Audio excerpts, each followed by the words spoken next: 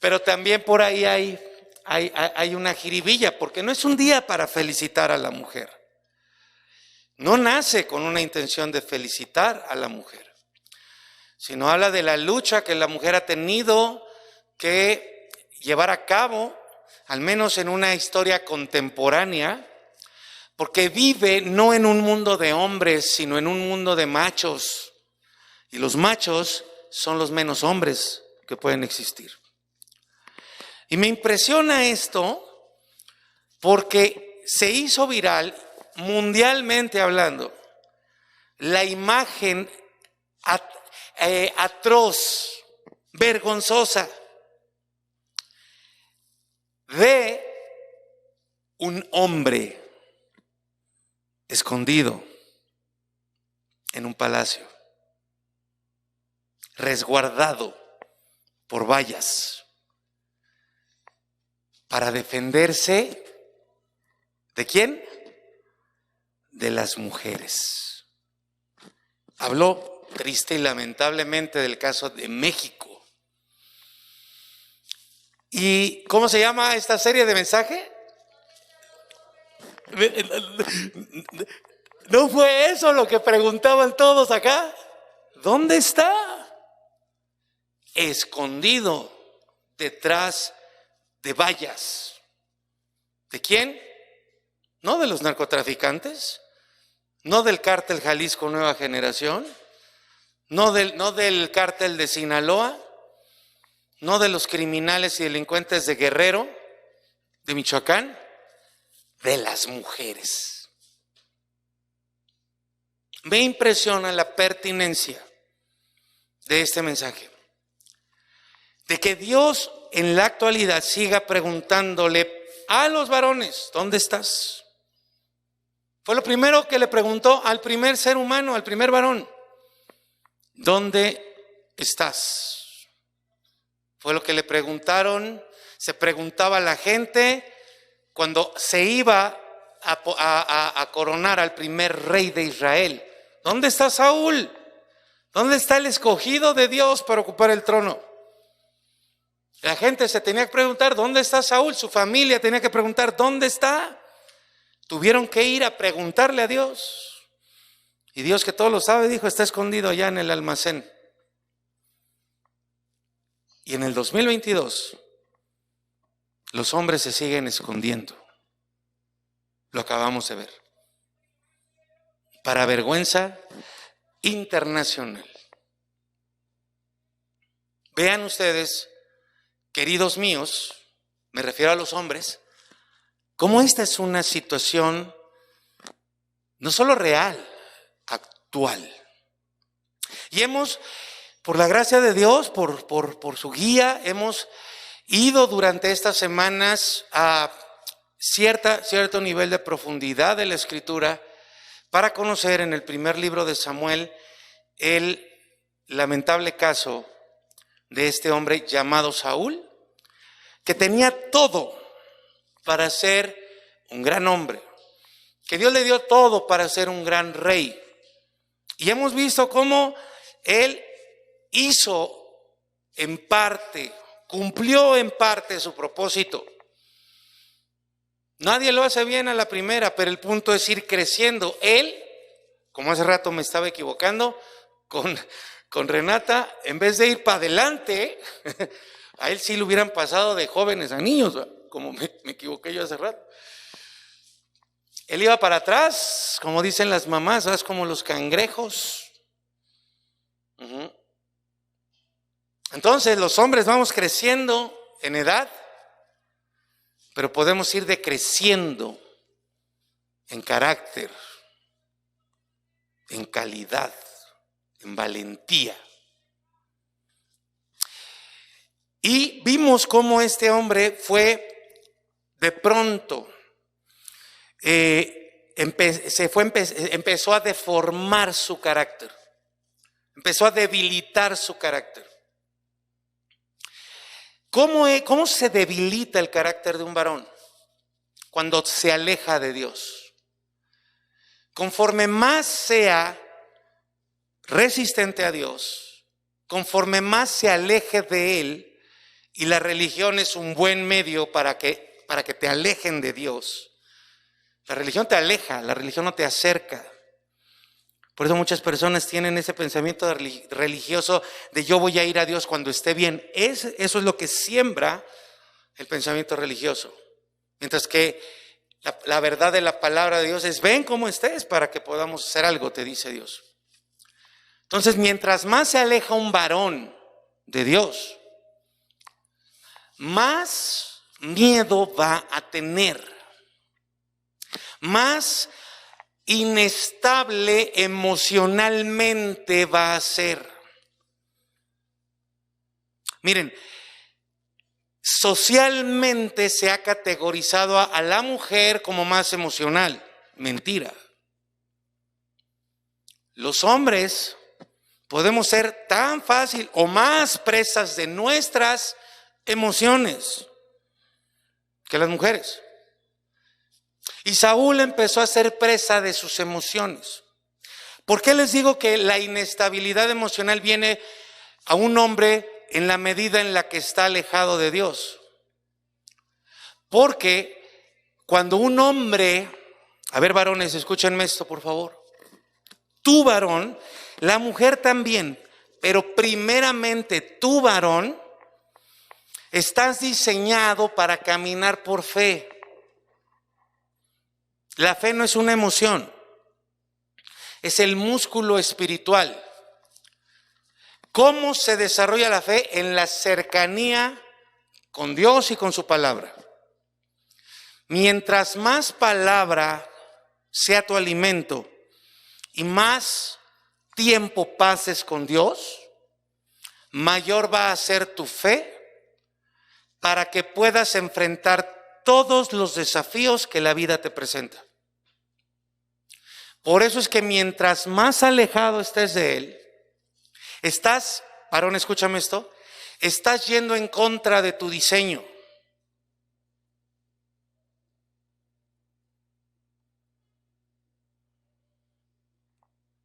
Vas a tener menos fe, vas a tener más miedo. Discúlpame lo que voy a decir, pero vas a ser más cobarde en la medida en la que te alejes de Dios. Y entonces no va a suceder lo que tiene que suceder. Esto fue lo que le pasó a Saúl. Así fue como empezó su inestabilidad emocional. A veces estaba bien, a veces estaba mal. Ya no sabían la gente, el pueblo y su ejército, ya no sabían cómo iba a estar Saúl. A ver de qué humor se despertaba Saúl. Y eso es lo peor que puede pasar.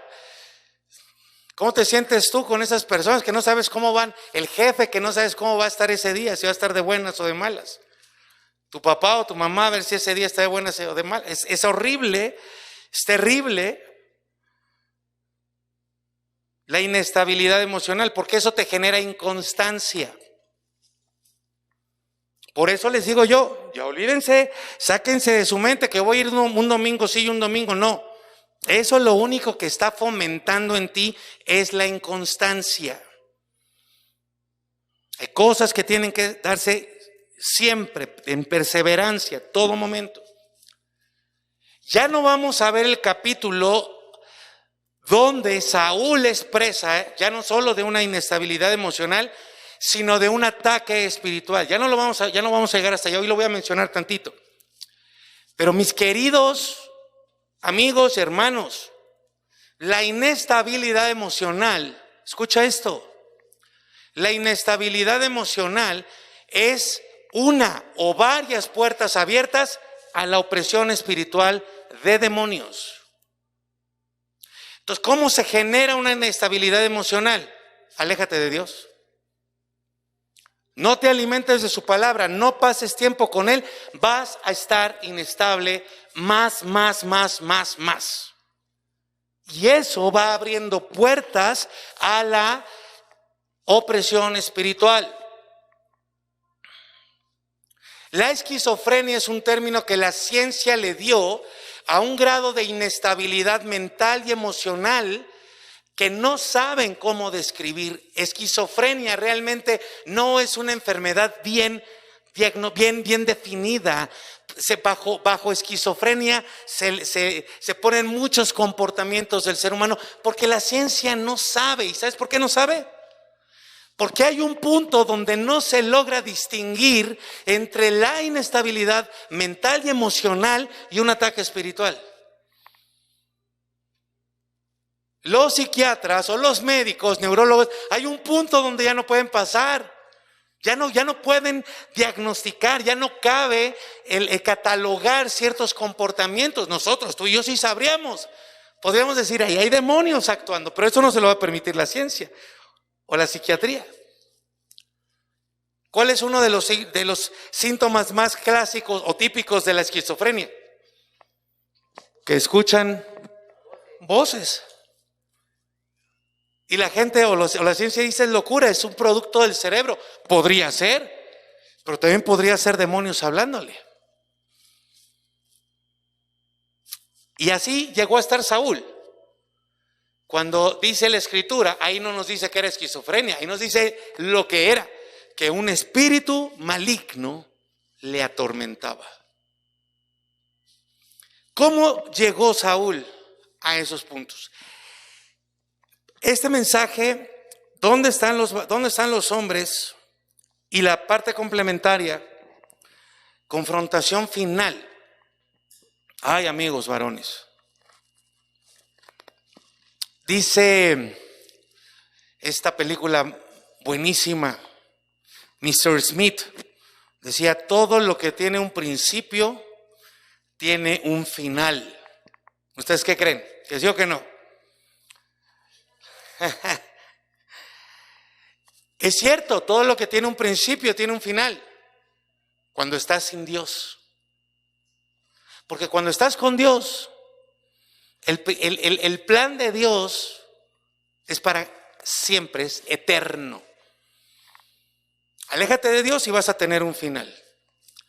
El evento que vamos a repasar hoy es el pináculo. Fue la última oportunidad de Saúl de arrepentirse, de corregir, de ocupar su lugar, dejar de ser necio, rebelde, orgulloso y cobarde y regresar con Dios. Fue la confrontación final de Saúl consigo mismo, con sus miedos, con sus cobardías. Y poder ser lo que había sido, un hombre valiente, hijo de un hombre valiente. Después de esto, la vida de Saúl fue en picada, sin escalas, directo, a estrellarse, a ir hasta el fondo de la decadencia espiritual, emocional y física. Pero quiero compartirles dos eventos que necesitamos tomar como antecedente, como marco, mi querida Adri, para poder entender o tener una base más completa para entender ese momento, esa confrontación final que tuvo Saúl. Y este primer evento que debemos de tomar en cuenta está en el primer libro de Samuel, capítulo 16, versículo 1. ¿Qué pasa aquí, en el capítulo 16? Ya había fallado Saúl una y otra vez. Había acentuado este estilo de vida de cumplir en parte y no cumplir en parte. De obedecer a veces sí y a veces no. Alguien me tendrá que perdonar la insistencia. Pero que tú vengas un domingo sí y un domingo no, eso es obedecer a veces sí y a veces no. Eso es toda la semana. No hay excepción. No hay una sola razón para exentar a alguien del cumplimiento de la ley. Y entonces En el capítulo 16, en el versículo 1, vemos a Dios desarrollando su plan a pesar de la falla de Saúl. Entonces aprendíamos la semana pasada y esta semana les compartí a través de los desayunos devocional que tenemos para todos, que Dios no prepara a ninguna persona, no elige a ninguna persona para cumplir con las profecías negativas, como con el caso de Judas. Pero Él considera a los desobedientes, a los necios, a los orgullosos, que van a cumplir esas profecías por su propia voluntad. ¿Se acuerdan de esto?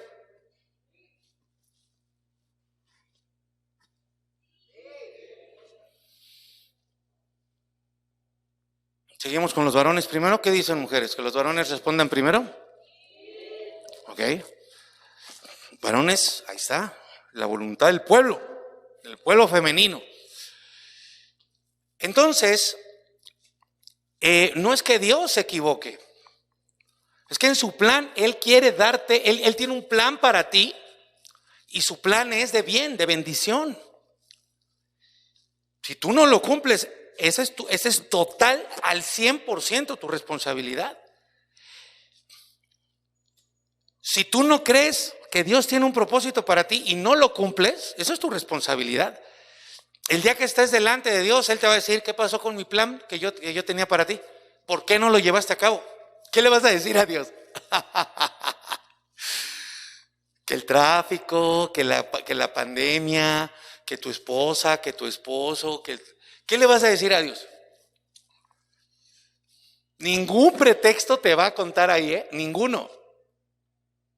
Ahora mira, cuando uno falla en su propósito, cuando uno no cumple las promesas, las profecías y mandamientos para bien, eso Dios lo toma en cuenta y Dios sigue con su plan. Es lo que ves aquí. Jehová le dijo a Samuel: ¿hasta cuándo llorarás a Saúl? ¿Te acuerdas que dejamos a Dios lamentándose el día en que Dios se lamentó? ¿Por qué se lamenta? Porque hay una persona que cumple y a veces no cumple. A veces sí y a veces no. Y la locura y inestabilidad emocional viene cuando la persona que a veces sí cumple y a veces no cumple, reclama que sí, o sea, en su mente está creyendo que sí está cumpliendo. De ahí viene. Y entonces, tanto Dios se lamentó, como Samuel, como representante de Dios. Porque los que Dios llama, sentimos el dolor de Dios. Pero Dios se seca las lágrimas, se sacude, se echa agüita en la cara y sigue con su plan. Y dice: ya deseché a Saúl. Ay. Mi plan, mi propósito era que él gobernara sobre Israel. Era el hombre más alto de todos, le di la fuerza, le di la sabiduría, le di de mi espíritu. Lo hice rey para que cumpliera con mi propósito. No quiso, se alejó de mí, empezó a tener miedo, dejó que la religiosidad lo dominara. Entonces ya lo deseché. Le dice a Samuel: mira, sentimos el dolor de Dios, pero Dios también nos anima. Y dice: llena tu cuerno. No es que Samuel fuera unicornio, es que tenía, los cuernos eran como un recipiente maravilloso donde se vertía aceite para momentos especiales, como el que tuvimos hace rato con nuestros jovencitos. Llena tu cuerno de aceite. El aceite servía para ungir, para elegir, para poner una marca sobre algunas personas o sobre las personas para elegirlas para un propósito en particular. Y ven, te enviaré a Isaí de Belén, porque de sus hijos me he provisto rey.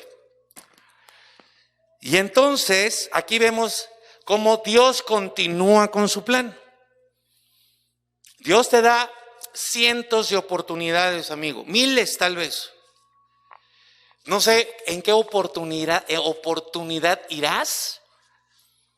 Que el domingo pasado dijiste, ahora sí voy a meterme con el Señor, y pasó la semana y no estuviste ni 15 minutos con Dios. Y hoy estás exactamente igual que la semana pasada.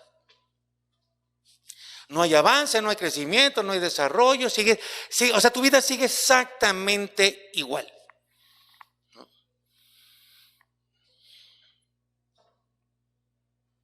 Espíritu religioso.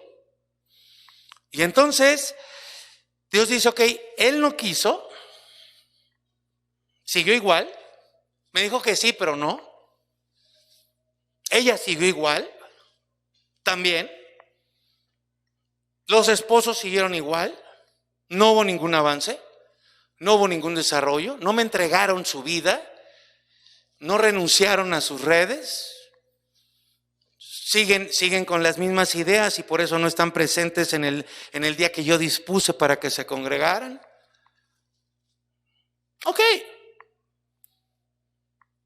Dios se va a lamentar por ti, va a llorar, va a llorarte, va a sufrir, pero va a seguir con su plan. Y aquí ves a Dios siguiendo con su plan para bendecir a su pueblo. Y en el corazón de Dios, no de facto, todavía no lo hacía real. En su corazón dijo, ya tengo al nuevo rey. ¿Cómo te sentirías que Dios te dijera hoy, Adela, olvídalo? Ya, quédate, ya, Felipe, ya, tranqui. Ya, tranquilo, Charlie, ya, sigue con tu vida. Adelante, sigue. Yo ya voy a hacerlo por acá. ¿Qué tal se sentiría eso? Ay. Es lo que está sucediendo aquí, ¿ok? Segundo evento. Va a decir, ¿por qué no hablas más de esto? Vamos a ir a la segunda. Esto nos da pie para ir a la segunda etapa, a la segunda parte de esta serie de mensajes de dónde están los varones. Porque lo más importante no es que nos quedemos en el suelo, sino que dejemos que Dios nos levante y haga de nosotros los varones valientes y esforzados que Él quiere que seamos. Eso. Gracias, mi querido Diego. Segundo evento. Allí mismo en el capítulo 16 del libro de Samuel. Dice, y cuando el espíritu malo, que era lo que les decía, en nuestro estudio sobre Saúl, nos ha ido mostrando cómo pasó de un jovencito que tenía todo, que era temeroso, a ser un rey, que como lo vimos tuvo victorias para donde fuera, ganaba todas las batallas. Y ni eso le sirvió para confiar en Dios porque se empezó a alejar de Él.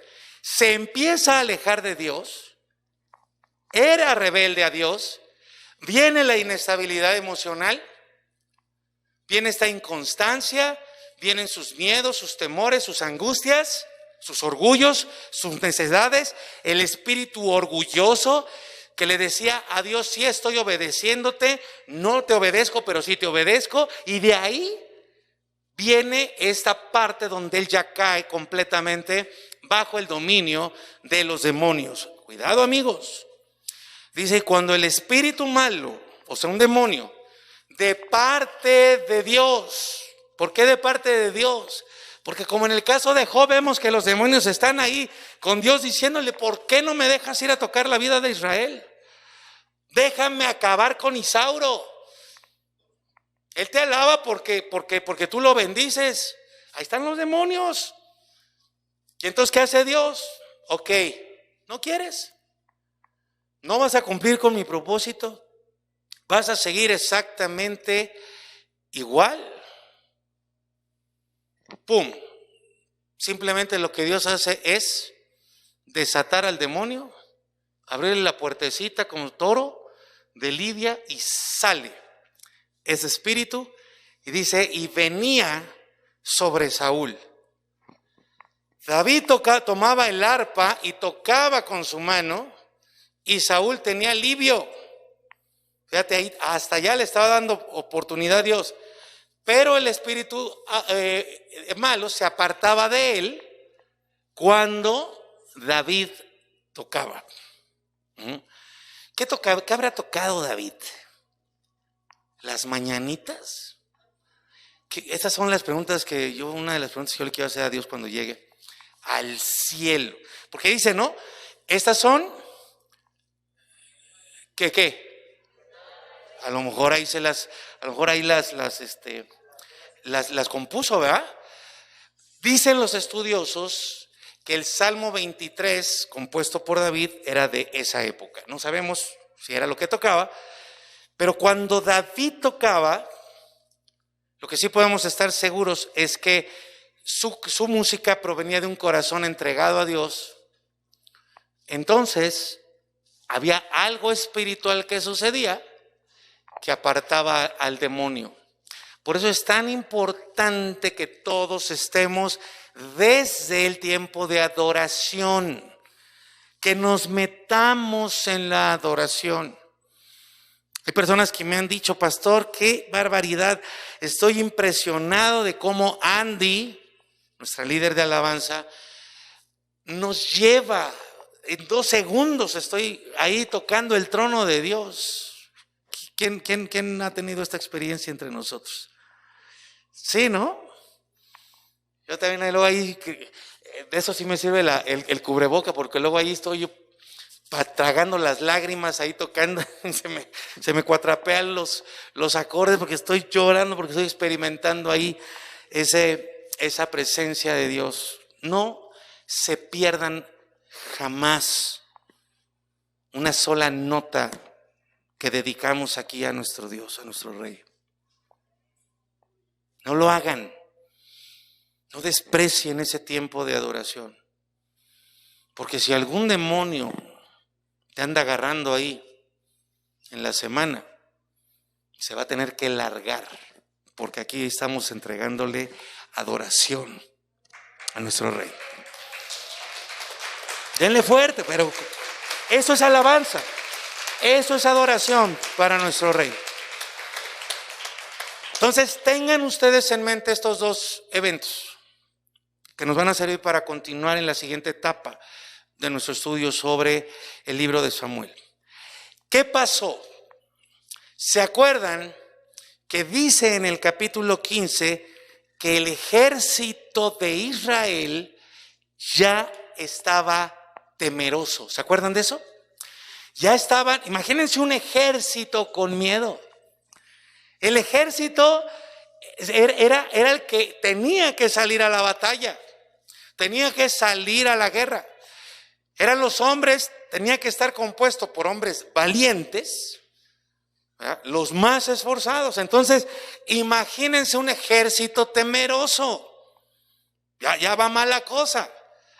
¿Por qué el ejército estaba temeroso ya? ¿Por qué? Porque su líder, el rey, Saúl, lo veían inestable, inconstante, temeroso, angustiado. Pero lo más grave de todo, mujeres, niños, jóvenes y hombres, entiendan esto, lo más grave de todo, lo que puso a un ejército en temor y en miedo, era que veían a su líder alejado de Dios. Ya no lo veían pegado a él. A ver, amada iglesia, queridos amigos, ustedes imagínense que llegan al aeropuerto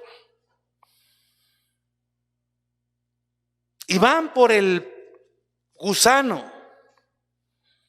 Y ahí en la puerta del avión, el gusano es la cosa esa que te lleva del edificio al avión. Y ven ahí en la puerta del avión, sentado, sin saco, con la gorra acá, al capitán del avión. Y lo ven llorando. Y ven a las sobrecargos ahí, capitán, pero por favor. Y el capitán, es que, así me pongo yo. antes de subirme a un avión. Es que me da miedo volar. Y lo ven ahí. Y le dicen, oh, capitán, pero ya viene la gente. Ay, es que no sé leer los instrumentos. Capitán, levántese, por favor. ¿Y a dónde vamos? Dice el capitán. ¿Qué harían ustedes? ¿No? Le agarraré su maletita y yo, ay, creo que este no es mi avión. ¿Por qué? Miren, yo no sé cuántos de los que nos hemos subido a un avión nos ha tocado la pantallita que va en el respaldo y puedes ver películas, puedes escuchar música, puedes ver programas, series. Pero hay una parte donde tú le puedes picar y te sale el mapa. Y entonces te va diciendo, va el avioncito y te va diciendo, mira, vas pasando por aquí, por Groenlandia, cuánto te falta, qué velocidad vas. Y al principio, cuando ya va el avión hacia la pista, que es cómo me pongo nervioso cuando sale, yo no sé por qué, me pongo muy nervioso cuando sale y va hacia la pista, el capitán hace algo y te dice su nombre y te dice con quién va. Imagínate que te dijera, y vengo aquí con unas nenorras pasando a la super. Te dice que va con el copiloto, con el primer oficial. Te dice que ya van a despegar. Te dice qué vas a enfrentar en el camino. Vamos a pasar por ciertas áreas de turbulencia, pero tranquilos. Y luego te dice a qué altitud van a volar y te dice cuánto tiempo van a hacer en ese vuelo y te dice hasta la temperatura del lugar donde van a llegar. Eso hace una cabeza, eso hace un líder, eso hace un varón, eso hace un esposo, eso hace un padre de familia. No con un avión, no con una tripulación, lo hace con su familia, con su esposa y con sus hijos. Le dice a dónde van a ir, le dice lo que van a enfrentar, le dice lo que va a pasar, le dice dónde van. Pero ¿cómo va a saber eso un varón? Con el capitán de capitanes, con el que nos da propósito, con el que nos da sentido, dirección. ¿Qué le voy a decir yo a mi esposa? Lo que me dice Dios a mí. ¿Qué le voy a decir a la iglesia? Lo que Dios me dice a mí. Por eso les transmití de lo que vemos en las noticias, porque digo, Dios, no te equivocas. ¿Qué mensaje tan importante nos estás dando que hasta el presidente de la República lo tendría que estar escuchando? Y nos das el privilegio a los varones de Río de recibir tu palabra para fortalecernos y alimentarnos. Y bendecir a los matrimonios para que los hombres dejen de ser los guiados por sus mujeres. Para que las mujeres no guíen. Porque eso sería como si una sobrecargo o un sobrecargo se pusiera a pilotear el avión. O le tuviera que estar preguntando el capitán a dónde vamos al sobrecargo. O peor, a los pasajeros. ¿Te imaginas que el capitán llegara contigo, mi querida Patricia, y te dijera, oye, no sabes cómo para dónde vamos? Ya no te puedes bajar del avión, ya estás allá arriba. No sabes ni a dónde vas a llegar. Y eso es lo que les pasa a los varones. Cuando Dios pregunta, ¿dónde estás? Es, no te vi en la semana. ¿Cómo? ¿A dónde estás yendo, muchacho? ¿A dónde estás llevando a tu esposa? ¿A dónde estás llevando a tus hijos? Si no me has preguntado ni para dónde vas a ir, tienes que ir. Y si no sabes para dónde vas, ¿cómo sabes que vas a llegar? ¿Cómo sabes si no andas perdido? ¿Cómo sabes si estás haciendo lo que tienes que hacer? Entonces, el pueblo estaba ya temeroso porque su capitán no les decía nada o les decía puras ocurrencias. ¿Cuántas victorias le había dado Dios a Saúl? ¿Cuántas victorias le había dado Dios al ejército de Israel? Pero ahora estaban temerosos ante la batalla. Y te voy a decir algo. Esto lo debieron de saber los filisteos, que era el pueblo a quien estaban enfrentando. No era la primera vez que los enfrentaban, pero es la primera vez que pasa lo siguiente. Primer libro de Samuel 17:4. Dice, salió entonces del campamento de los filisteos un paladín. Paladín quiere decir uno que se pone en medio. Eso quiere decir paladín. Y entonces dice, este paladín se llamaba Goliat, el famosísimo Goliat. Y tenía de altura 6 codos y un palmo. O sea, esto está entre 3 y 4 metros de altura. Pero mira lo interesante, porque ya se habían enfrentado muchas veces. Era como el clásico de aquel entonces, nada más que casi se mataban. Bueno, creo que en México también. Qué horror. ¿Y se dan cuenta que nunca nadie tiene la culpa? La irresponsabilidad al máximo nivel. Pero bueno, amigos y hermanos, no era la primera vez que se enfrentaba Saúl y el ejército a los filisteos. Habían ganado, los habían vencido antes, pero ahora los filisteos vienen con un gigante. ¿Por qué? Hay en la vida tú, y ahí no te vas a poder zafar, todos vas a enfrentar batallas, siempre. Pero hay unas batallas que van a ser más fuertes que otras. Unas que van a ser todavía más difíciles. Y otras que van a ser literalmente imposibles de que tú las logres vencer o ganar. Mis queridos, lo más seguro, porque esto fue una estrategia de guerra, es que los filisteos, pon atención a esto, se fueron enterando del proceso degenerativo de Saúl. Fueron enterándose de su rebeldía, de su resistencia a Dios. Los mismos filisteos decían, mira, Saúl ya no está con Dios, ya no lo busca, ya no está metido con él. El Espíritu de Dios ya no lo está tomando, ya no está operando a través de Saúl.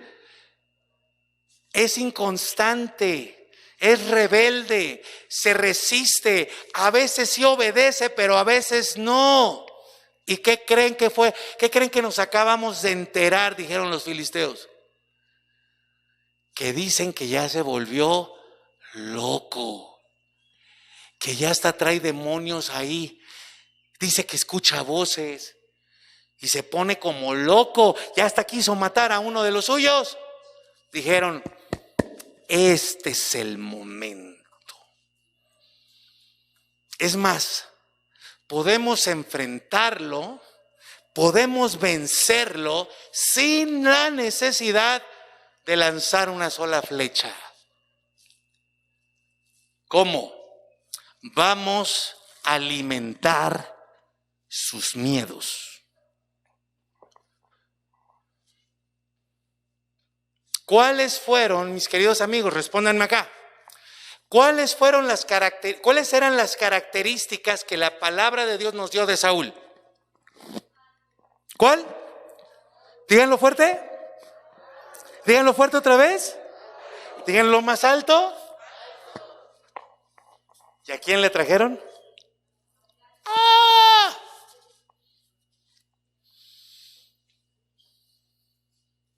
tu mejor habilidad, tu mejor característica, tu punto más fuerte, se puede venir abajo por estar lejos de Dios. Te van a atacar con estrategia, siempre, siempre. Por eso siempre te atacan al mismo punto.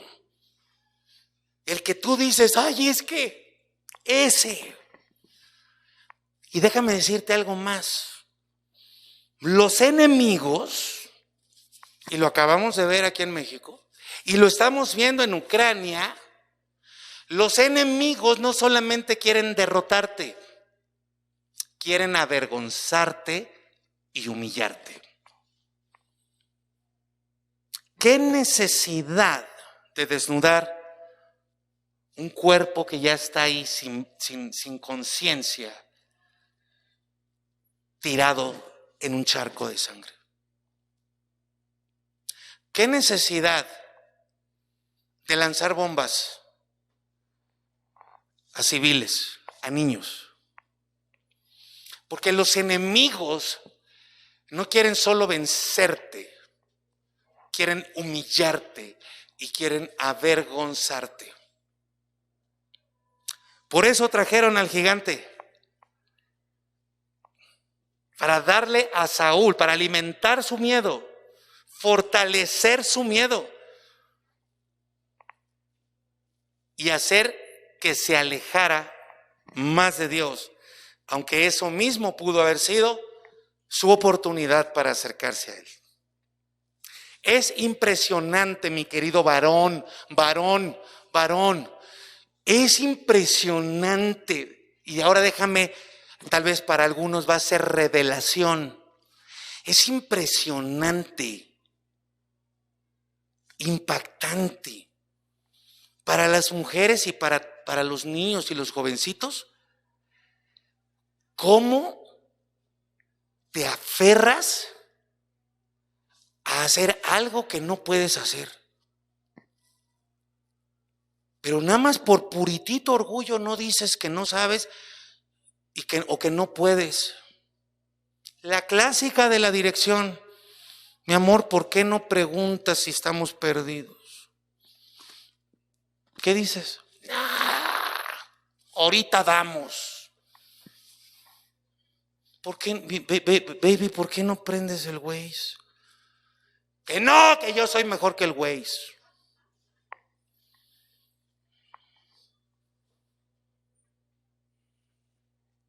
Y en vez de que seas humilde, te aferras. ¿Cómo no? Sí, porque si reconozco lo contrario, dejo de ser hombre. ¿Cuándo? ¿Quién dijo eso? El mundo. Y mira, ¿qué vino a hacer el gigante? ¿Están acá? Pónganse en una posición que no se piensen ahí como, vamos. ¿Qué hizo? ¿Qué vino a hacer el gigante? Vino a amedrentar, a meter miedo. ¿Cómo? Su tamaño y su palabra. Quienes conocen la historia, este episodio de la historia, saben que no se lanzó una sola flecha. Todo fue una guerra, una batalla de palabras, de ideas, de pensamientos. Miren, versículo 8. Entonces el gigante se detuvo. ¿Y qué dice ahí? Y gritó. Eso es lo que hace la adversidad. Eso es lo que hace la prueba. Todos los días tenemos batallas, pero hay unas más difíciles y hay unas que son imposibles. ¿Para qué están puestas ahí? No para tu derrota, sino para que crezcas. ¿Cómo creces? Cuando te humillas, cuando vas a los pies de Cristo, cuando reconoces que tú no vas a poder. Y entonces le grita al ejército. Amigos, el ejército debe ser un cuerpo de hombres valientes. No sirve un ejército de hombres amedrentados, atemorizados, cobardes. No sirve. Los más valientes son los que están en un ejército. Y este gigante le decía a esos hombres que tenían que ser valientes, pero que ahora ya estaban atemorizados. Les dice: ¿para qué peleas? ¡Ey, varón! Abre tu oído espiritual. Deja que Dios penetre en tu corazón y en tu espíritu. ¿Para qué peleas? ¿Para qué sales? Que dé la cara a tu señora, tus hijos, todos menos tú. Tú vete a tomar, tú vete a jugar fútbol, vete a la televisión, vete a la sala, pon una película y duérmete. ¿Para qué sales tú? ¿Para qué vas a educar a tus hijos si ahí está tu señora? ¿Para qué vas a la iglesia? ¿Para qué vas a meterte con Dios? Mejor escóndete en tu trabajo. Di que tienes mucho trabajo y que por eso no vas a llegar a la casa o vas a llegar tarde. ¿Ah? Y entonces dice el gigante: ¿no soy yo el filisteo? Y ustedes los chalanes del cobarde. O sea, se los estoy traduciendo. O sea, no soy yo aquí el valiente, no soy yo el fuerte, y tú eres un pobre pelele que se dobla a la primera.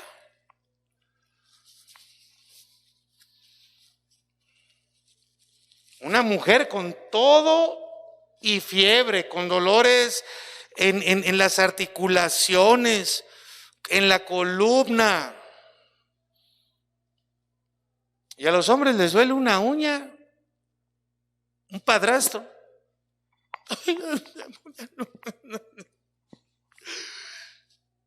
¿No? Ay, ay, ay. Y luego las mamás: ay, mi hijito precioso, no hagas nada, tu corazón hermoso.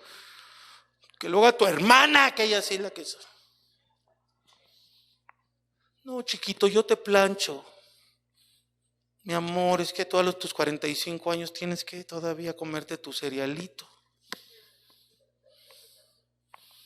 Mamás, por favor. Por eso yo escribo, este es un mensaje para los hombres que tiene que ser escuchado por todo el mundo. Para que las mujeres no se conviertan en cómplices. Y voy a decir este término, que es un término utilizado en psicología: no sean cómplices de la castración del varón. ¿Por qué se utiliza este término? Porque se hace impotente al varón. ¿Cómo? Cuando la mujer hace lo que le toca hacer al varón. Y culturalmente hablando, el varón no tiene que cocinar ni tiene que limpiar, porque mi hijito está dedicado a la escuela, que él no haga nada. Y si supiera cómo anda por allá por la escuela el mijito. ¿Cómo haces inútil a un hijo? Cuando le dices: lo único que tienes que hacer es estudiar. Ah, pues ya la hizo. Pídele que sacuda, pídele que barra. Y te va a decir: mamá, tú me dijiste que lo único que debo hacer es estudiar. Por ósmosis, ¿verdad? Porque se pone el libro y se queda dormido.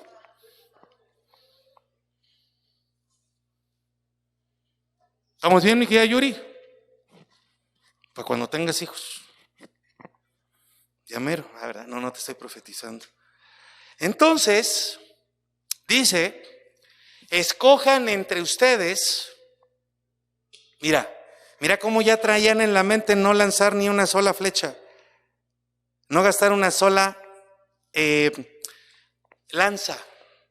Escojan entre ustedes. Ay. A ver, Esto llevaba un mensaje con dedicatoria. ¿Quién está hablando? Goliat. ¿Quién era Goliat? El hombre más alto de los filisteos. Y dice, escojan ustedes a un hombre que venga contra mí. ¿A quién se lo está gritando? Al ejército, con dedicatoria a Saúl. ¿Quién era Saúl? El más alto.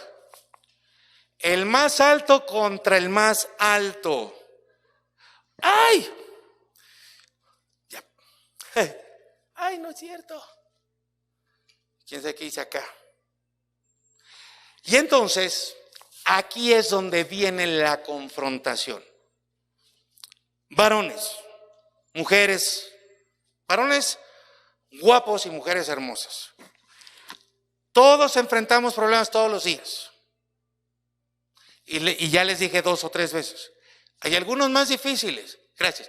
Y hay algunos que son imposibles. Pónganme atención acá. Hay problemas generales que todos enfrentamos, pero hay problemas que llevan dedicatoria, llevan tu nombre. ¿Sabes cuáles son? Los más difíciles, los que son imposibles. Están diseñados para ti.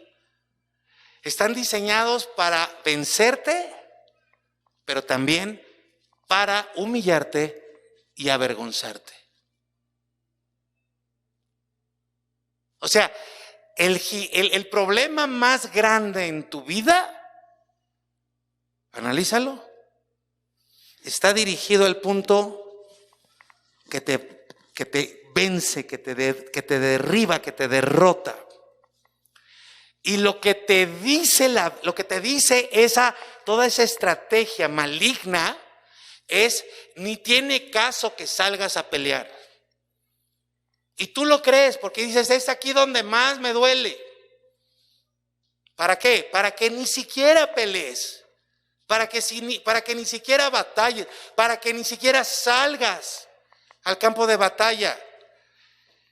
Viene la confrontación, el cara a cara, el problema directo contigo, que es más grande que tú. Tú eres el que tiene que enfrentarlo. Pero ese problemón, esa situación, es la que te tiene, como decimos en México, azorrillado. Yo no sé por qué, pero eso quiere decir que es así como que nos tiene, ¿qué será? ¿Apestados? ¿O blanco y negro? O no entiendo, pero bueno, que nos tiene, que es el que nos pone mal. Y el filisteo añadió, versículo 10, mira, yo desafío hoy al ejército de Israel. ¡Pum! A todos. Pero hay una dedicatoria insistente. Pero denme a uno. ¿Te imaginas a Saúl allá arriba?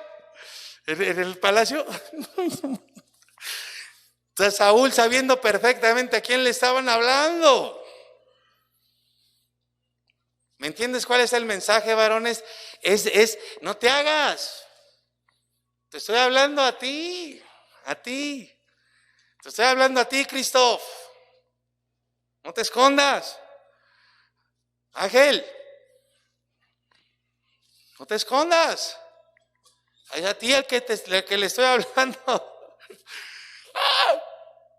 Con dedicatoria. Cuando Saúl y todo Israel oyeron, amigos, no había pasado absolutamente nada. Pero cuando oyeron, dice acá, que se amedrentaron y tuvieron mucho temor. Ojo, el miedo es la contraparte de la fe. Por eso, mientras más lejos estés de Dios, menos fe vas a tener y más miedo vas a tener. El miedo es la contraparte de la fe, porque la fe es confianza, seguridad. ¿Saben sobre qué se basa el modelo, el perfil del macho? En el miedo y la inseguridad. Un hombre macho es un hombre inseguro. ¿De qué? De Dios y de lo que Dios dice que es Él. Entonces, mientras más lejos estés de Dios, más inseguro vas a ser, más miedo vas a tener. Por eso es que tú, varón, no puedes salir de tu casa sin antes haber estado con el Señor, en la presencia de Dios. Porque si no, vas a estar ahí haciéndote pipí del miedo. Y entonces, así como el miedo es la contraparte de la fe, lo que tú estás haciendo aquí es el negativo de lo que la Biblia dice, que la fe viene por el oír. Míralo. Mira qué fue lo que tuvieron. Es la contraparte de la fe. O sea, ellos estuvieron seguros. Varones, escúchenme. Ellos estuvieron seguros de lo que el gigante les decía. Ellos dijeron, el gigante tiene toda la razón. Es cierto. Por eso tengo tanto miedo. Porque lo que dice es cierto. Y yo creo en esas palabras. No sirves para nada. Y lo crees. No vas a ganar. ¿Para qué sales? Y lo crees. Vete allá a esconderte. Ni salgas. Y los hombres más valientes de una nación se llenaron de miedo. Y el hombre que tenía que ser el más valiente porque tenía todos los recursos, también se llenó de miedo. La contraparte de la fe es el miedo. Y vean cómo el oír produce en nosotros que creamos lo que dice la palabra. Por eso, además de oír, Pablo escribió, inspirado por el Espíritu Santo, lo que tienes que escuchar es la... ¿Se acuerdan que habíamos dicho que los varones iban a responder primero? Porque no solamente tienes que escuchar, sino lo que tienes que oír es la... ¿No saben lo que tienen que escuchar? La fe viene por el oír y el oír la... A ver, los varones, por favor. ¿O no? ¿No hay? La fe viene por el oír y el oír la... La respuesta es palabra de Dios, ¿ok? La fe viene por el oír y el oír la...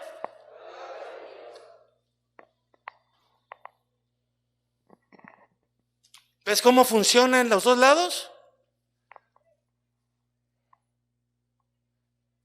Escuchar el lado incorrecto es lo que te va a hacer necio, orgulloso, inseguro y religioso. O sea, escuchar lo que no debes escuchar, varón. Mira lo que dice en el versículo 16. Ve cómo ya la confrontación es directa. Varones, la guerra es ruda. La vida está llena de batallas difíciles e imposibles. Por eso, mi querido amigo, lo peor que pueden hacer contigo, tus papás, es hacerte todo. Si tu mamá no va a entender y tu papá no va a entender y te va a seguir haciendo de todo, mi querido hijo, dile a tu mamá y a tu papá, ya, hasta aquí, párale ya. Yo me voy a planchar, yo me voy a lavar, yo voy a coser, lo que tenga que hacer, porque la vida es dura. Son batallas reales, difíciles. Síguele llevando la comida a su cuarto a tu hijo mientras está jugando sus videojuegos y lo vas a estar castrando de a poco. Lo vas a hacer un inútil y va a perder en la vida. 16. Aquel filisteo se aproximaba. Miren esto. Por la mañana. No es posible, amigos, que mejor los demonios se levanten temprano y tú no puedas levantarte a orar? El diablo sabe las ventajas de madrugar. Ay, ay, ay, ay, ay. Y se deleita en llenarte de preocupaciones desde tempranito. Eso es lo que quiere. Que antes de que te pares de la cama ya estés así angustiado. ¿Cuántos de ustedes han tenido la experiencia de que duermen y no descansan? Porque los demonios nunca van a cesar en su intento. Y mira lo que dice: mañana y tarde. Si tú te has preguntado de cuándo tienes que orar, pues ya sabes. Mañana, tarde y cada vez que venga un ataque, lo primero que tienes que hacer es meterte a orar. Pero este gigante, mira, durante casi mes y medio,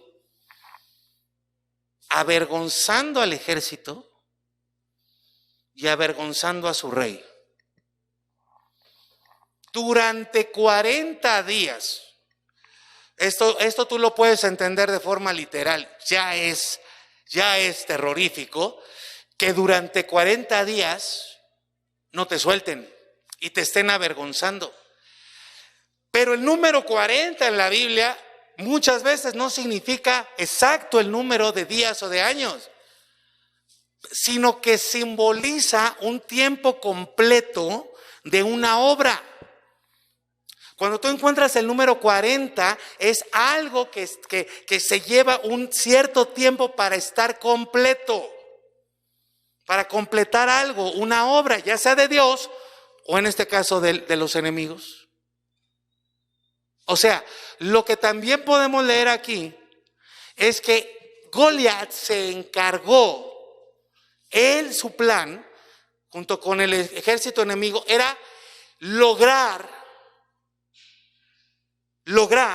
no intentar, lograr su objetivo. ¿Cuál era su objetivo? Vencer al ejército de Israel, a su rey, sin que siquiera saliera a pelear. Y no solo eso, quería avergonzarlo y humillarlo. Pero hay algo más. Esta estrategia que vemos acá del maligno era una estrategia destructiva, humillante y vergonzante, destinada a los varones, porque no había una sola mujer en el ejército en aquel entonces. Lo que estás viendo aquí, además de todo, es la estrategia maligna para destruir a los varones, para avergonzarlos y para humillarlos. Pero hay algo más. No solamente a los varones, sino a la cabeza. Y tú eres cabeza, no solo por ser varón, sino ahora eres cabeza en distintas áreas de tu vida. ¿Qué pasó con estas palabras? Versículo 26. Mira, si el ejército tiene miedo, si mi rey tiene miedo, si el capitán del avión donde me estoy subiendo tiene miedo y la tripulación tiene miedo, ¿qué nos espera a los pasajeros? ¿Cómo vamos a ir los pasajeros? Si yo veo que mi papá no da una, le pregunto: oye papá, ¿para dónde vamos? No tiene ni idea para dónde vamos. No sabe dónde estamos. Pues entonces, todos los hombres de Israel, al ver a aquel hombre, pues vámonos. Corrían y huían de su presencia y tenían mucho miedo, todos. ¿Ves? ¿Quién deja entrar el miedo a una casa? El varón. ¿Quién deja entrar la inseguridad? ¿Está mal el texto? Versículo 26. Perdóname. Gracias, Alma. Por favor, corrijamos, es el 24, no es el 26. Yo no tuve la culpa de esto. ¿Quién sabe quién se metió en mi computadora y puso 26 en vez de 24? Porque yo nunca tengo culpa de nada. Soy el pastor, ¿cómo me voy a equivocar? ¿Verdad? Ay, qué miedo, ¿verdad?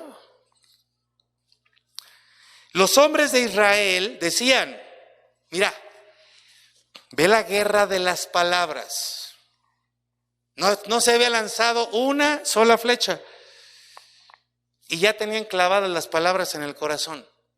Tanto que los varones decían, oye, sí es cierto. Bueno, no decían sí es cierto, decían sí es cierto. ¿Has visto el problemón que tenemos? Ahí están los grupos de hombres. Oye, ¿cómo te va en tu matrimonio? Ay, yo ya no aguanto a mi señora, yo tampoco, ¿no? Ahí están, y ahí están fortaleciendo los problemas que tienen, las circunstancias que no les gustan, desagradables del trabajo, de la economía, de su matrimonio con sus hijos. Salud. Por eso tienen éxito las cantinas y los bares y todo, porque uno vaya a desahogar todas sus frustraciones. Dicen ellos, miren, él sale todas las mañanas para desafiarnos.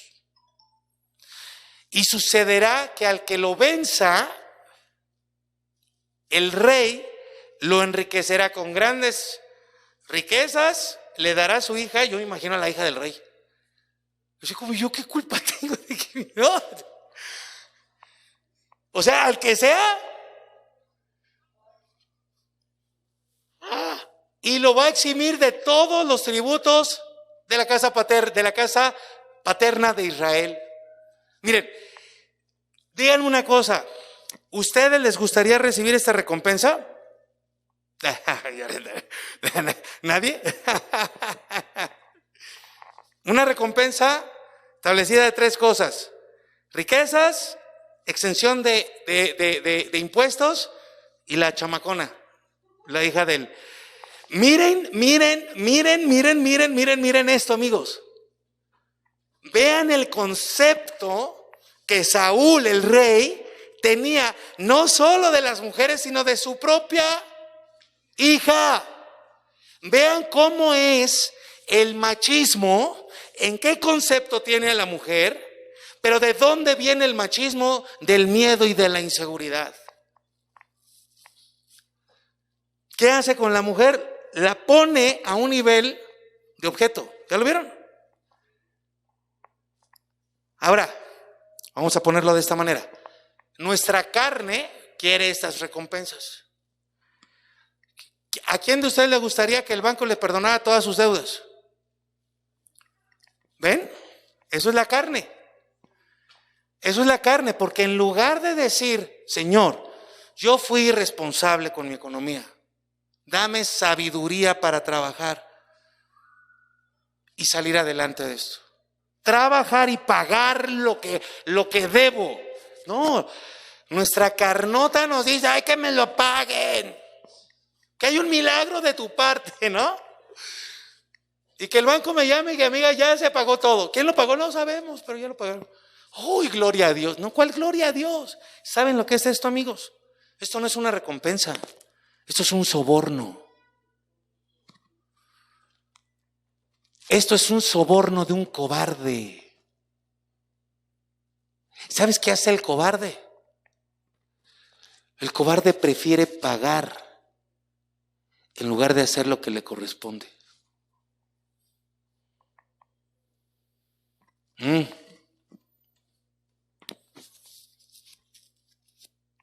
Es un soborno. ¿Ves al rey escondiéndose detrás de su trono? ¿Detrás de su poder? ¿Detrás de su dinero? Y detrás de su posición como padre. Ahí manda a la hija. Está dispuesto a regalar a la hija. En vez de ponerse los pantalones y enfrentar al gigante, de ocupar su posición y hacer lo que le correspondía. Varones, ay, han de decir cómo otra vez hice algo, mi querido. No, ya está. Mira, varón, a ver, te ruego algo, varón, te ruego algo. Venme acá, por favor. Véanme. Le ruego algo. Hagan una oración en este momento, por supuesto, real y sincera. Busquen en su espíritu en este momento el deseo de ser transformados por la palabra de Dios. Y pídanle a Dios que los transforme con lo que están escuchando. Por favor, háganlo.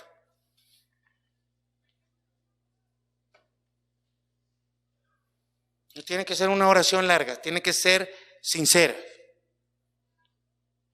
Mujeres, ni les digo nada porque ustedes ya saben lo que tienen que hacer. ¿Listo? Mira.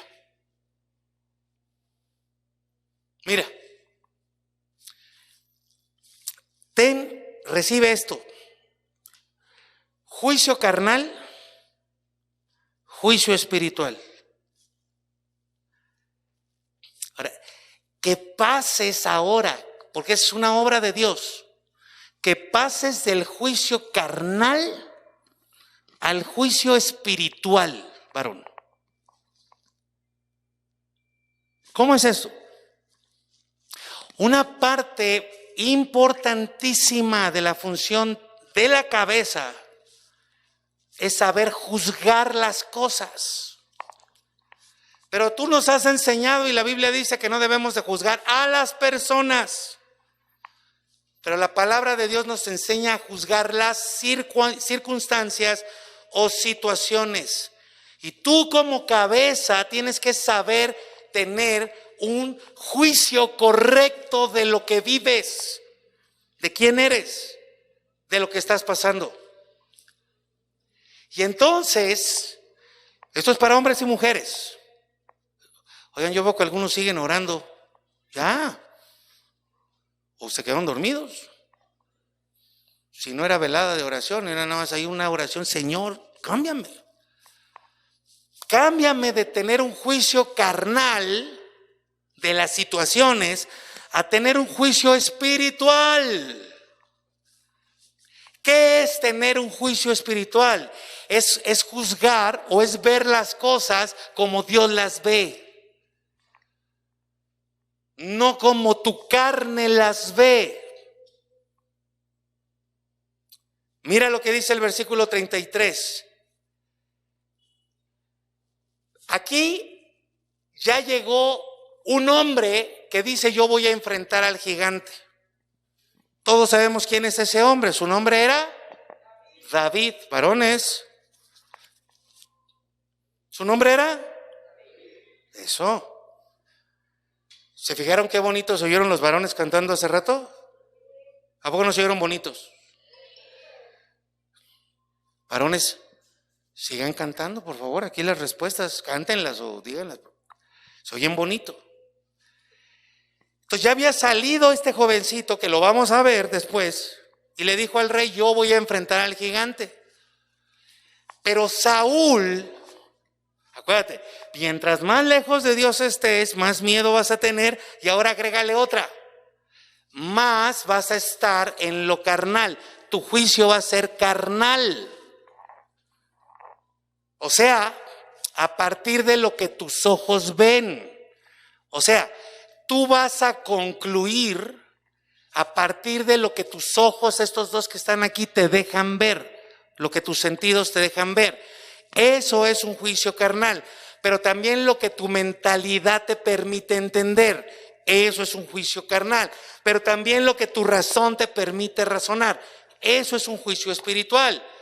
Entonces, cuando viene el jovencito y le dice: yo voy a enfrentar al gigante, mira, ¿por qué no le llamo adolescentes a los jóvenes?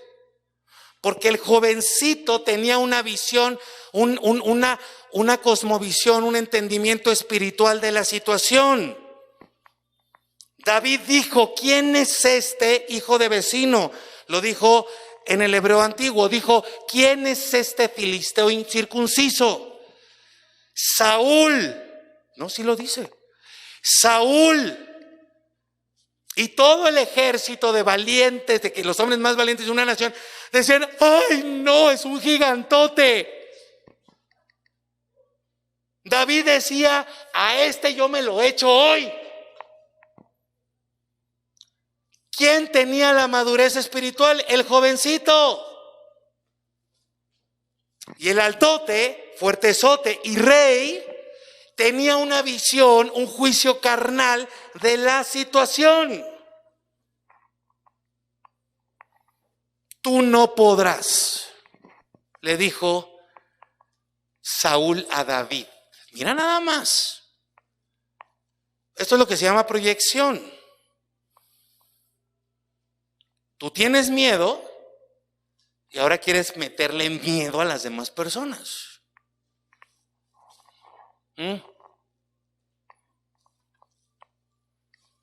No podrás ir contra ese filisteo, a luchar contra él.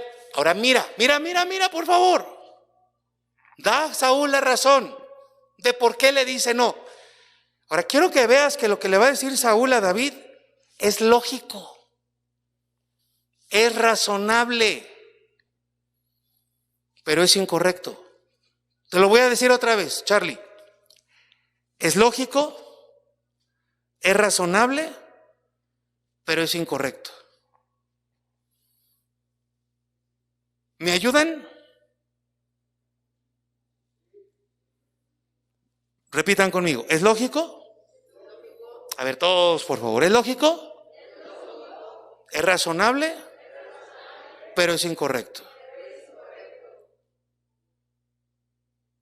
La gran mayoría de las veces, cuando hablamos de la vida de Dios, tu lógica y tu razón te van a llevar por el camino incorrecto. Y también tu corazón que late, me late que... No, eso también te va a llevar por el camino incorrecto. Tu lógica y tu razón, varón, lo que tendrías que hacer hoy es desechar tu lógica y tu razón.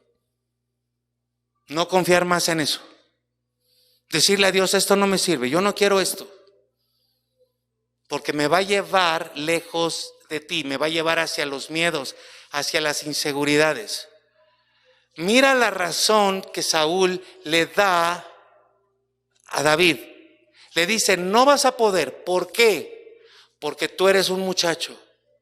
Y aquel gigante es un hombre de guerra preparado desde su juventud. ¿Era cierto o no? A ver, ¿era cierto o no? ¿David tenía esas limitaciones, sí o no? Claro que sí las tenía, Pati. Claro que sí las tenía. ¿Era lógico? ¿Era razonable? Es más, hasta era verdad. Humanamente hablando. Pero la iglesia, los hijos de Dios, no estamos llamados a vivir en lo humano nada más. Varones, estamos llamados a vivir en el poder del Espíritu Santo.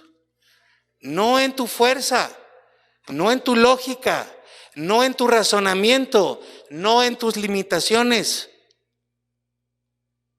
Y aquí te anuncio,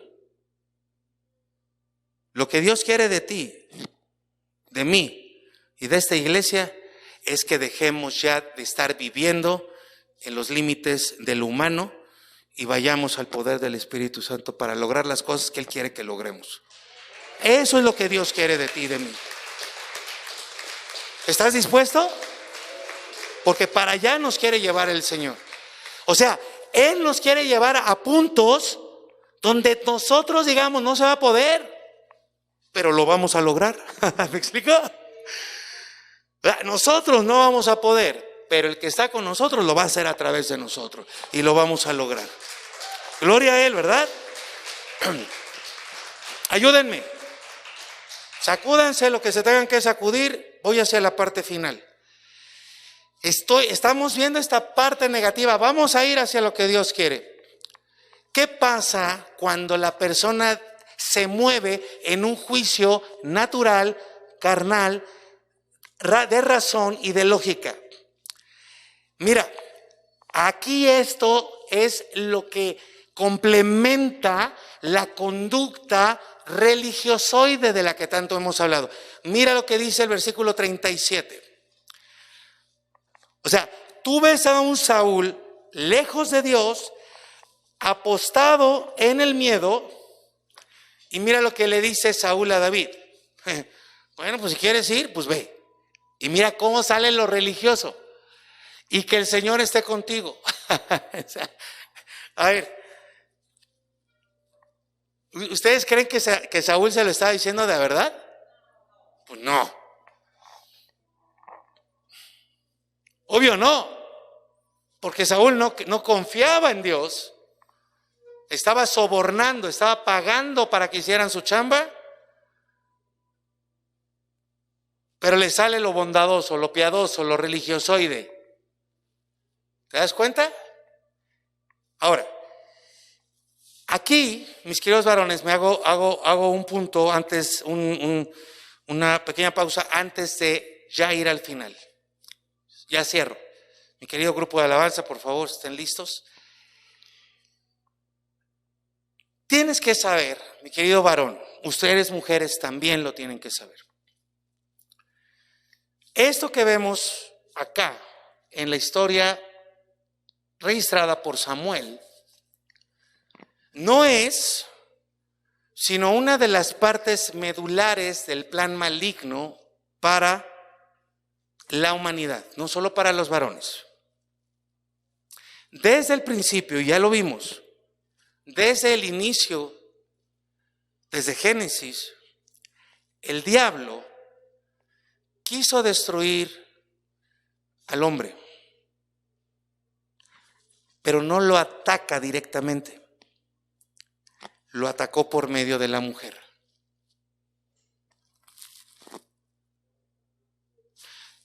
Milenios después, vemos en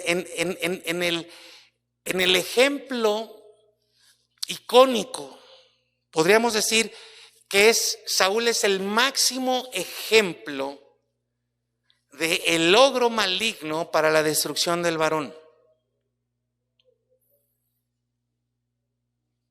Y nosotros, varones, nos vemos reflejados en el ejemplo de Saúl. En vez de enojarte, en vez de dormirte, en vez de distraerte, deberíamos todos, ustedes y yo, varones, ser humildes y reconocer cómo hemos nosotros también sido afectados por este plan maligno. El que te quiere humillar es el diablo, no Dios. Dios te quiere sacar de ahí. Dios te quiere sacar del miedo, de la inseguridad, de la cobardía. Para colocarnos en el lugar que Él ha diseñado desde el principio. Si reconocemos cómo nos ha afectado este plan maligno, podemos ir al segundo paso, que es caer de rodillas delante del Señor y decirle, efectivamente, yo no puedo, te necesito. Te necesito cada día de mi vida. Te necesito cada hora. Te necesito en cada decisión que yo vaya a tomar. Lo mejor que podemos hacer, varones, la mejor forma en que podemos vivir es decirle siempre a Dios, yo no sé, yo no puedo. Ese es el juicio carnal, pero es real. Pero no nos quedamos ahí. Pero tú sí puedes hacerlo a través de mí. Dame de tu poder. Dame de tu sabiduría. Adri, orar así por tu hijo, junto con todas las mamás que están acá. ¿Qué es regresar al diseño de Dios? Que seas tú, varón, el que esté pegado a Dios en todo momento. Que tú, varón, seas la persona de tu casa que más tiempo pase con Dios y estudiando su palabra. Tú, no tu esposa ni tus hijos. Varón, sí, varón hermoso. Tu lugar más importante no es tu oficina, no es tu trabajo, no es tu taller, no es tu computadora. Tu lugar más importante, el lugar más importante para ti, varón, es la presencia de Dios. Ahí es donde más tiempo tienes que estar. Tú eres el que le tiene que estar diciendo a tu familia para dónde van, dónde están, si están arriba o están abajo. Tú eres el que le tiene que estar diciendo, no por imaginación tuya, sino porque Dios te dice qué es lo que hay que hacer. Cuando tú dices para dónde van, cuando tú dices dónde están, cuando tú dices cómo están, cuánto les falta, qué tienen que hacer, cuando tú eres el que está diciendo eso, lo que vas a dar, a transmitir es seguridad, fortaleza, claridad. Eso es lo que tienes, eso es lo más importante para tu familia. Por eso damos gloria a Dios de que en Río de Agua Viva no nos manejamos por un hombre que quién sabe para dónde va. Nos manejamos por una visión que Dios nos ha dado. Y por eso cada año, ya sea al empezar o después, Dios nos da la bendición de decirnos, ahora vaya para acá, ahora hagan esto. Y te podrá gustar o no gustar, pero sabes para dónde vas. Y sabes lo que estamos haciendo. Es una bendición que Dios nos ha dado. ¿No sabes qué hace la cabeza? Te lo estoy diciendo. Y ahora mira, cierro con esto. Ve qué interesante lo que vas a ver. Así cierra el capítulo 17. Después de que David mata al gigante, que lo vamos a analizar, cuando le da la victoria al pueblo, un muchachito que no tenía, a ver papás, se los ruego, se los suplico, un jovencito que no tenía más preparación que ser pastorcito de ovejas. ¿Saben quién le dio? ¿Quién lo metió ahí? ¿Saben quién lo metió de pastor de ovejas? ¿Quién creen? Dios. ¿Y sabes qué formó Dios en ese joven que era pastor de ovejas? ¿Sabes qué formó? Un rey. Ya lo vamos a ver, Cuando vence, cuando fue un jovencito el que tomó el lugar del rey, un pastorcito que tomó el lugar del rey, entonces Saúl le empieza a preguntar a sus más cercanos, oigan, ¿de quién es hijo este? Y es raro porque él ya lo conocía porque David tocaba para él. Pero es que no es que no lo conociera. Le pregunta Saúl a los suyos, pero luego él va y le pregunta directamente a David. Mira, 58. Interesantísimo estos pocos versículos. Y le dice Saúl, le pregunta, joven, oye, ¿de quién eres hijo? ¿De dónde vienes? ¿Cuál es tu herencia? ¿Cuál es tu linaje? Y le dice David, soy hijo de tu siervo Isaí de Belén. Esta semana estaba escuchando a unos analistas hablando de la inseguridad tan grande que estamos teniendo. ¿Qué es lo que produce que hayamos visto lo que vimos en el estadio de la Corregidora? ¿Qué pasa con el ser humano? ¿Qué está pasando? Ojo amigos, ojo con los hombres. Porque lo que vimos en el estadio Corregidora fue perpetrado fue elucubrado, fue perpetrado, fue ejecutado por hombres, varones. ¿Sí les interesará esto a ustedes? ¿Saberlo? ¿O no? Porque es lo que estamos viviendo todos los días. Y decía este analista, no era ni pastor, ni sacerdote, ni nada religioso, es un analista, un especialista en seguridad, autor de varios libros que analiza el narcotráfico. Amigos, yo no sé si ustedes sepan, pero ustedes son mexicanos y están viviendo en México, el país de los narcotraficantes. Ya no es Colombia, es México, desde hace mucho. Estás viviendo en el país donde es el lugar más peligroso para los periodistas. Es el único país del mundo que es tan peligroso como un país donde se vive con guerra militar. Ese es el país donde tú estás viviendo, amigo. O sea, ¿qué te quiero decir? Estos no son cuentos. Estas no son historietas. No vienes a escuchar cuentitos. La palabra de Dios nos está interpretando nuestra realidad. Decía este analista de seguridad. Decía, el ser humano se ha desarrollado por fuera, pero ha decrecido por dentro.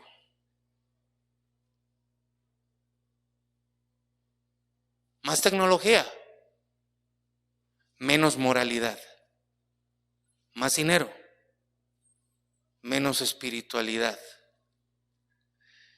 ¿Qué se necesita que haya en el corazón de una persona para ver lo que estamos viendo? Yo no sé si ustedes se dan cuenta, no salimos de una cuando viene otra peor y más cerca. ¿Y quiénes están al frente de la maldad? Los hombres, principalmente. No únicamente, pero sí principalmente. ¿Dios falló? ¿Ya se acabó esto? ¿Ya no hay esperanza? No. De pronto es importante de dónde vienes, decía este analista. El ser humano, analista de seguridad, decía, somos la herencia que nos han dejado las generaciones anteriores. ¿Y sabes a qué se refería? A la construcción del carácter. ¿Por qué pasa eso? Porque generación tras generación, los padres se han enfocado en lo que no construye el carácter. Y te lo voy a decir más claramente y lo estamos viendo en Escuela para Padres. El propósito principal de la familia es dar a conocer a Dios a los hijos. Hablarles de dónde venimos, cuál es nuestra herencia. ¿Y sabes cuál es tu herencia? Tu herencia no es la de tu papá ni la de tu mamá. Tu herencia, si eres un hijo de Dios, es todo lo que Dios ha hecho con su pueblo. ¿Y qué ha hecho Dios con su pueblo? Le ha dado la victoria en cada una de las batallas que ha enfrentado cuando confían en Él. Esa es nuestra herencia.